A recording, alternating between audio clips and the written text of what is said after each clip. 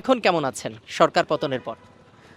এখন কেমন আছি যদি এই কথাটা এক কথায় বলতে চাই তাহলে বোঝা যাচ্ছে মানে মনে হচ্ছে যে মানে এই যে বুকের উপরে যে একটা ভারী পাথর ছিল সেটা সরে গেছে। আসলে সবাই তাদের আগের আগের মতো তাদের চেহারা দেখলেই মনে হচ্ছে যে আসলে তাদের মধ্যে আসলে সে আগের ভয়ভীতিটা নাই।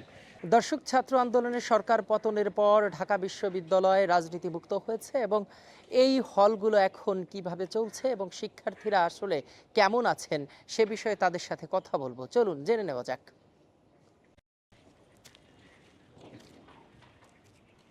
ভাই, আপনি কোন হলের? আমি হচ্ছে সূর্য সেন হলের শিক্ষার্থী আর কি। আমার প্রশ্ন যে এখন কেমন আছেন সরকার পতনের পর? এখন কেমন আছি যদি এই কথাটা এক কথায় বলতে চাই তাহলে বোঝা যাচ্ছে মানে মনে হচ্ছে যে মানে এই যে বুকের উপরে যে একটা ভারী পাথর ছিল সেটা সরে গেছে। তো এই যে ফিলিংসটা সেই ফিলিংটাই আসলে আমরা এই মুহূর্তে পাচ্ছি আর কি। বিকজ আগে যে পরিস্থিতি ছিল, যেমন ধরেন হলের যে সংকট থেকে বলি, খাবারের সংকট বলি, এগুলো তো ছিল, এগুলো হয়তো এখনও আছে।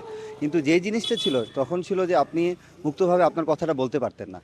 হ্যাঁ, আপনি আপনার ফেসবুকে একটা কমেন্ট পর্যন্ত আপনি করতে পারতেন না। একটা পোস্ট তো অনেক দূরের বিষয়।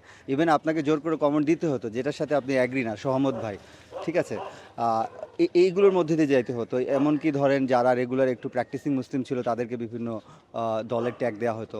তো সেই জায়গা থেকে এখন আমরা ফিল করতেছি, একটা রিলিফ ফিল করতেছি যে আমরা আমাদের মানে স্বাধীনভাবে এটলিস্ট মানে নিঃশ্বাসটা নিতে পারছি আর কি। আমার হলের অ্যাটাচমেন্ট হচ্ছে বিজয় ৭১ হল। আর আমি হচ্ছে যা মার্কেটিংয়ের এমবিএর শিক্ষার্থী। সো বর্তমানে যে আসলে একটা পরিবর্তন হয়েছে, আগে যেখানে হচ্ছে যে মুক্ত চিন্তার চর্চা এখানে করা যেত না। হ্যাঁ, অ্যাকসেপ্ট হচ্ছে একটা স্পেসিফিক গভর্নমেন্টের ন্যারেটিভ ছাড়া অন্য কোনো ন্যারেটিভ যে এখানে অ্যাকসেপ্টেড হইতো না, সেখান থেকে আমরা বেরিয়ে আসছি। এখন হলগুলোতে এখন মুক্ত আলোচনা হয়, ডিফারেন্ট চিন্তার আসলে এখানে সমাবেশ ঘটেছে।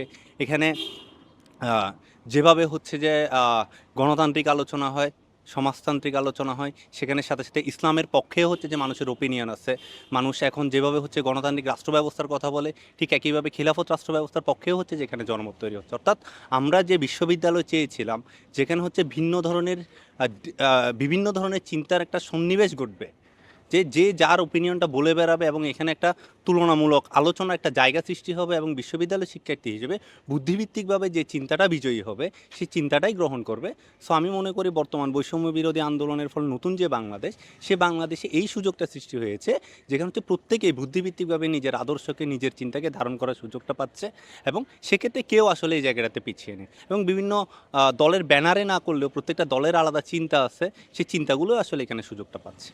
ধন্যবাদ। দর্শক শুনছিলেন বিজয় ৭১ হলের এক শিক্ষার্থীর কথা। আমাদের সাথে মহসিন হলের আরেকজন শিক্ষার্থী রয়েছে। আপনাদের মহসিন হল আমরা জানি যেখান থেকে আন্দোলনের সূত্রপাত হয়, যে জায়গাটি থেকে, সেই শিক্ষার্থীরা আসলে যেখানে কথা বলতে গেলে বিভিন্ন নিপীড়নের শিকার হতেন, বিভিন্ন হুমকি দামকির শিকার হতেন, বের হতে পারতেন না ঠিক মতো, আপনাদের বিভিন্ন ধরনের সমস্যার সৃষ্টি হতো।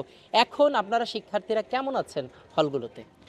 অবশ্যই বলবো যে তুলনামূলকভাবে আগের থেকে সবাই তাদের ওপিনিয়নগুলো আগে থেকে আরও খুবই স্বতঃস্ফূর্তভাবে দিতে পারছে এবং আগে যে একটা ভয়ের পরিবেশ ছিল, এখন আমরা যে নতুন বাংলাদেশ পেলাম, বেশি ভয়ের পরিবেশ ছিল? সবগুলো হলে মোটামুটি ভয়ের পরিবেশ ছিল। পুরো ঢাকা বিশ্ববিদ্যালয়ে একটি ভয়ের পরিবেশ ছিল, যেখানে শিক্ষার্থী দূরে থাক, শিক্ষকরাও হচ্ছে তাদের মতামত আসলে ফ্রিলি বলতে পারতো না।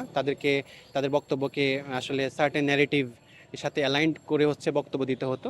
বর্তমানে আসলে সবগুলো হলেই পরিস্থিতি খুবই ভালো, সবাই হচ্ছে তাদের বক্তব্য রাখতে পারছে এবং ঢাকা বিশ্ববিদ্যালয়ে বিগত 15-20 দিন হচ্ছে অনেকগুলো সেমিনার হচ্ছে, অনেকগুলো হচ্ছে আলোচনা সভা হচ্ছে, সেখানে সবাই তাদের বক্তব্য দিচ্ছে।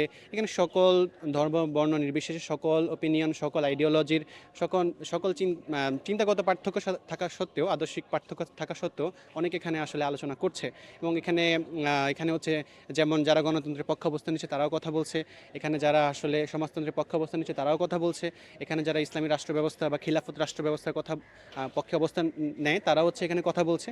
সো আমি বলতে চাই যে আসলে আগে যেমন এখানে হচ্ছে এক্সিস্টিং যে গভর্নমেন্ট ছিল ওই সময়, তখন হচ্ছে তাদের দলীয় যে মনোভাব, এটা আসলে যারাই প্রকাশ করতে পারতো তাদের কোনো ক্ষতি হতো না। আসলে সবাই তাদের আগের মতো তাদের চেহারা দেখলেই মনে হচ্ছে যে আসলে তাদের মধ্যে আসলে সে আগের ভয়ভীতিটা নাই।